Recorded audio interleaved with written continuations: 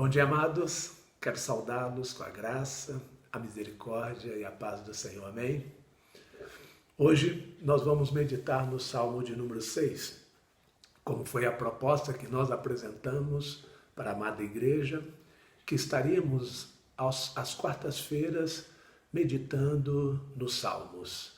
E é uma oportunidade de aprendermos e extrairmos grandes riquezas desses salmos nas manhãs de quarta-feira.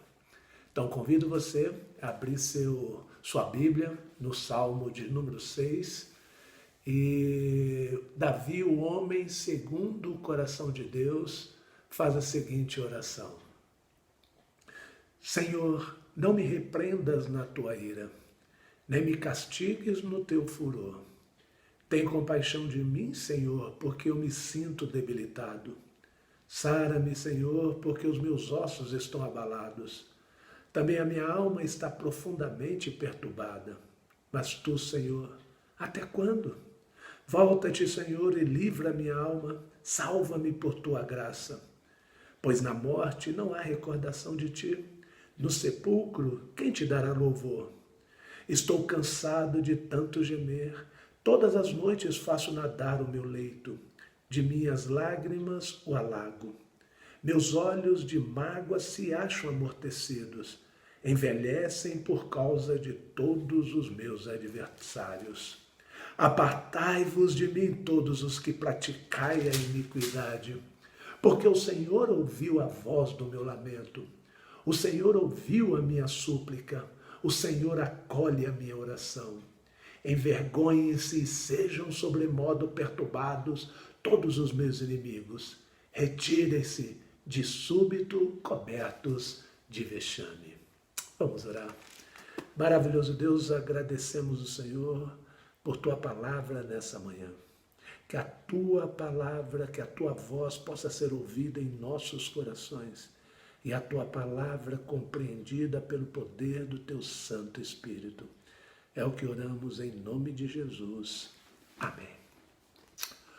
O título do Salmo 6 informa que o seu autor foi o rei Davi. E este salmo foi composto para ser cantado e tocado.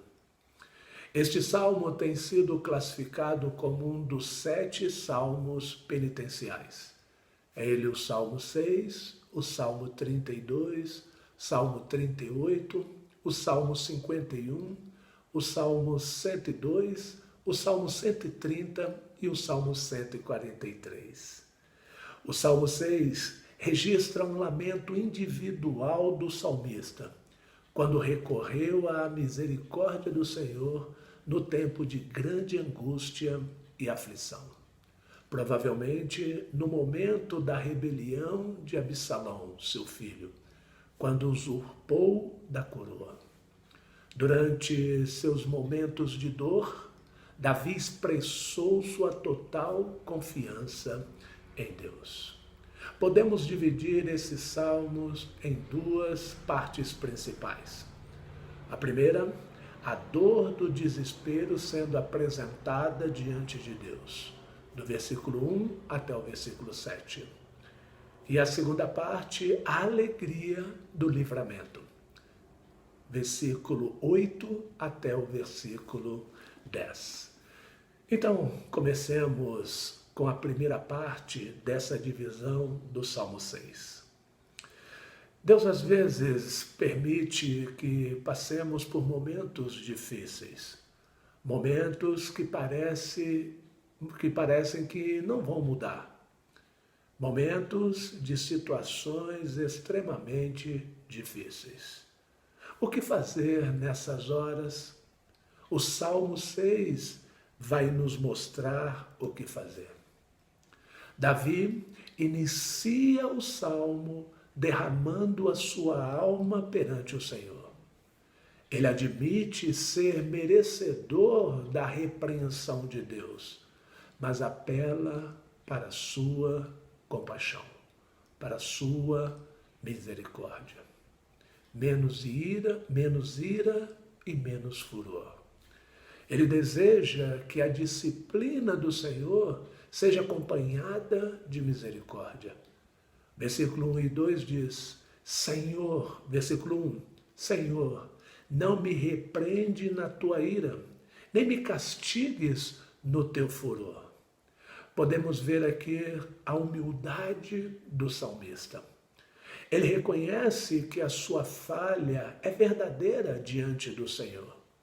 Ao invés de se colocar como vítima, como coitado, ele reconhece a sua falha e clama pela compaixão do Senhor. Amados, muitas vezes, quando estamos passando por alguma situação difícil, por alguma tribulação, tendemos a nos colocar como vítima e buscar a autodefesa. Ao invés de reconhecer as nossas falhas, nos humilhando. E a exortação que o salmista nos passa é que devemos nos humilhar.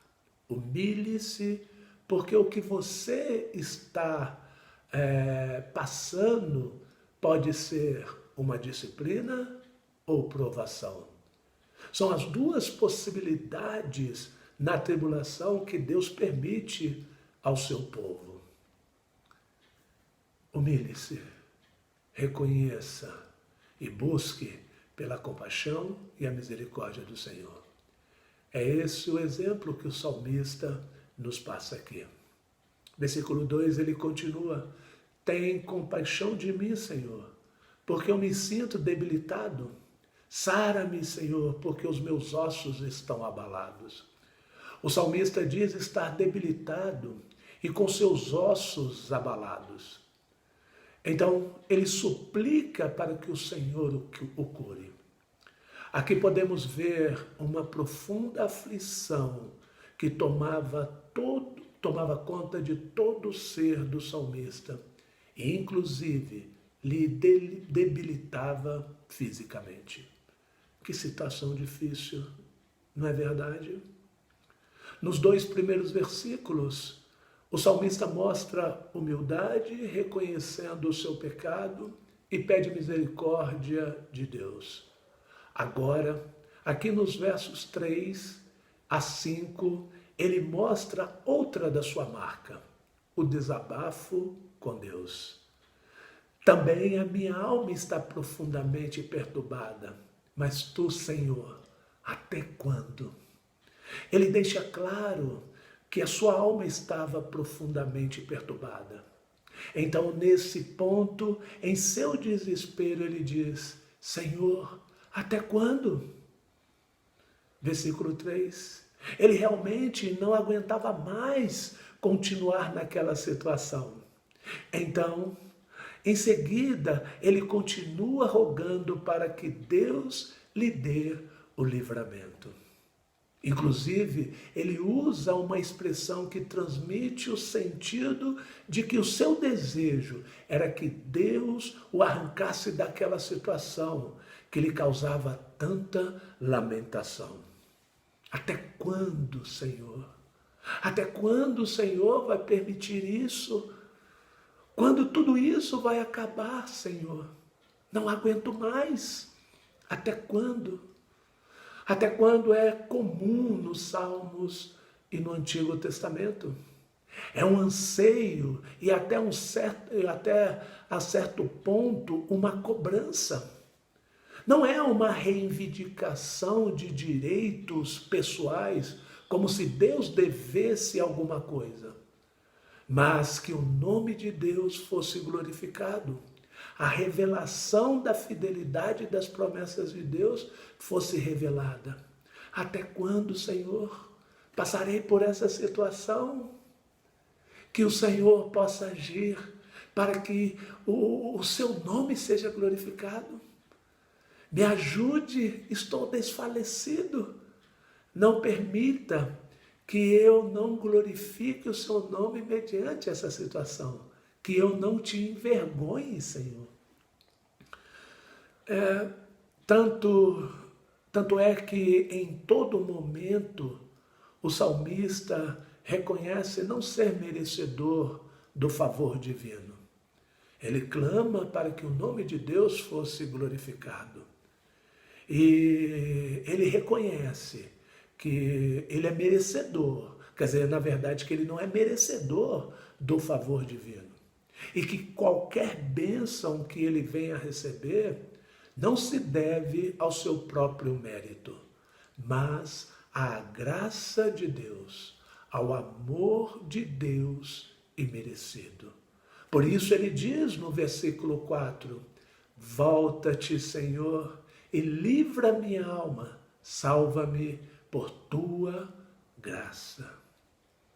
O verso 5 é muitas vezes interpretado de forma equivocada por algumas pessoas.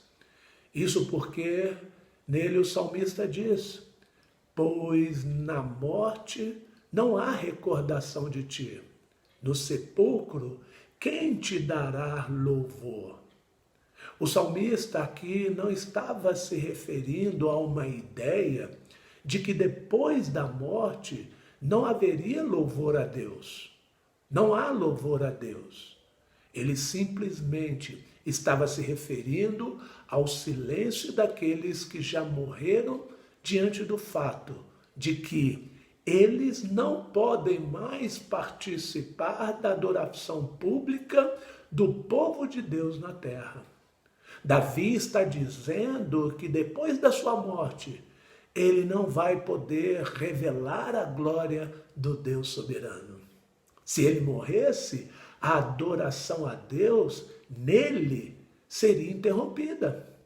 E o objetivo é que a glória de Deus seja lembrada, para que o nome de Deus continuasse a ser glorificado, que o Senhor permanecesse com vida ele, independente de quem ele era, independente de quem era Davi, mesmo sendo falho, mas que o nome do Senhor fosse glorificado através da vida do salmista, através da sua adoração, através do seu louvor ao Senhor, mesmo naquela situação extremamente difícil.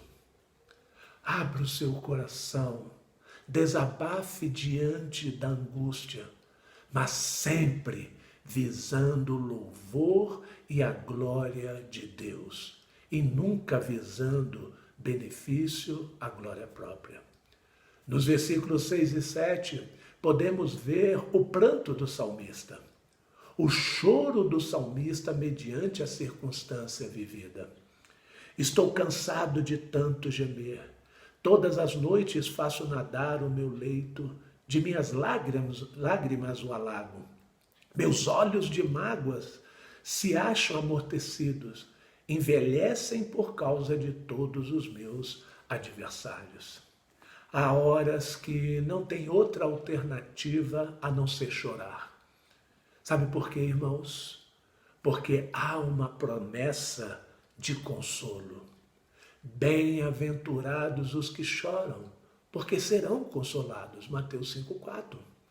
Devemos nos derramar, chorar para o Senhor, pois Ele é o único que pode nos ouvir nessas horas e o único que tem a solução para a nossa situação. É por isso que o salmista se derramou ao Senhor. É por isso que nós somos exortados a chorar, a nos derramar perante o Senhor. Que lições podemos tirar nessa primeira parte?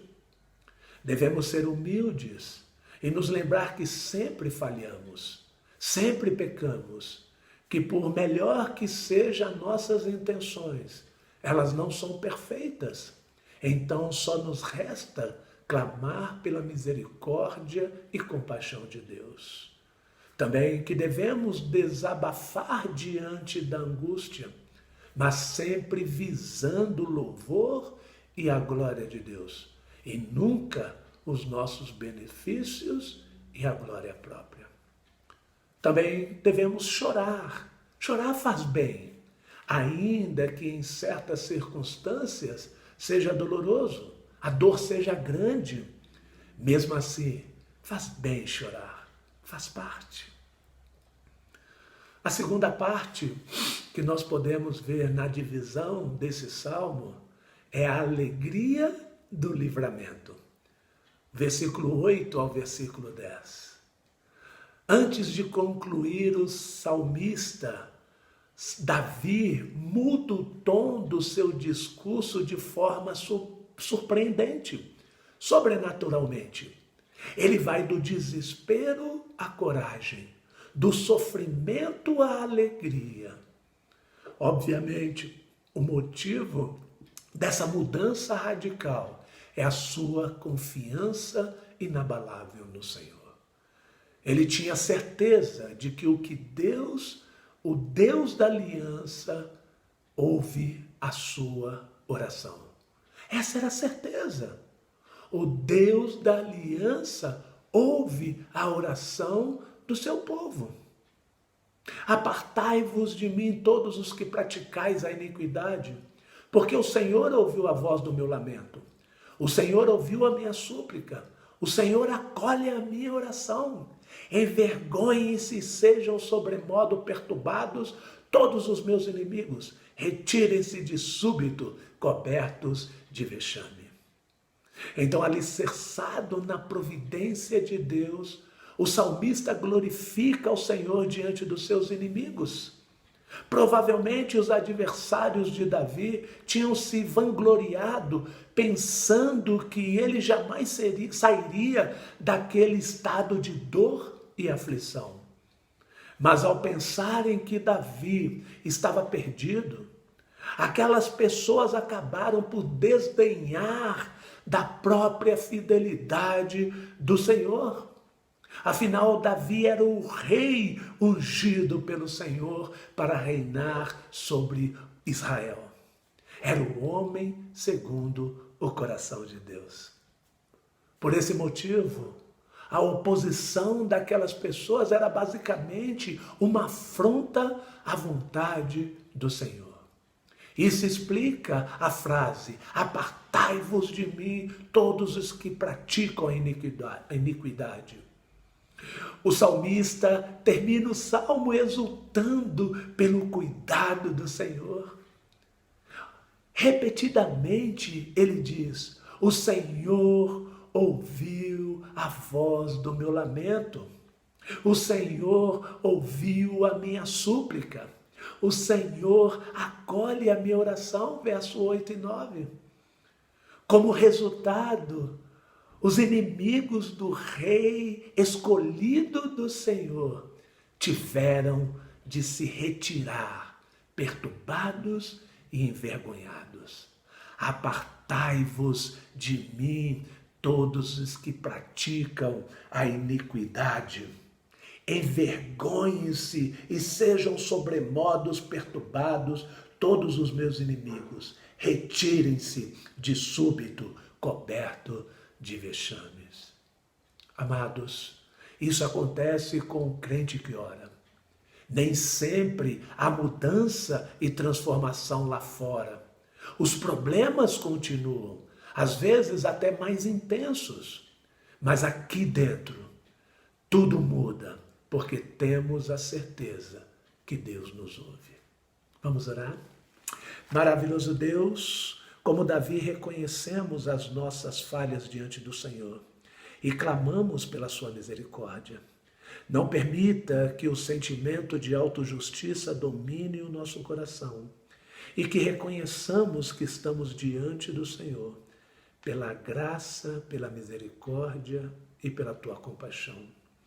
Enxuga as nossas lágrimas, Senhor. Muitos dos nossos irmãos têm chorado por problemas de enfermidades, por problemas familiares, por problemas pessoais, por problemas de luto. Enxugue essas lágrimas, Senhor, trazendo-os a solução ou dando a paz imediata nos corações, levando-os a se firmarem na esperança que um dia o Senhor os libertará definitivamente de tudo isso. Colocamos nossas vidas em tuas mãos, que o Senhor continue nos guardando e que nada venha nos separar do seu amor. É essa a nossa oração, em nome de Jesus. Amém.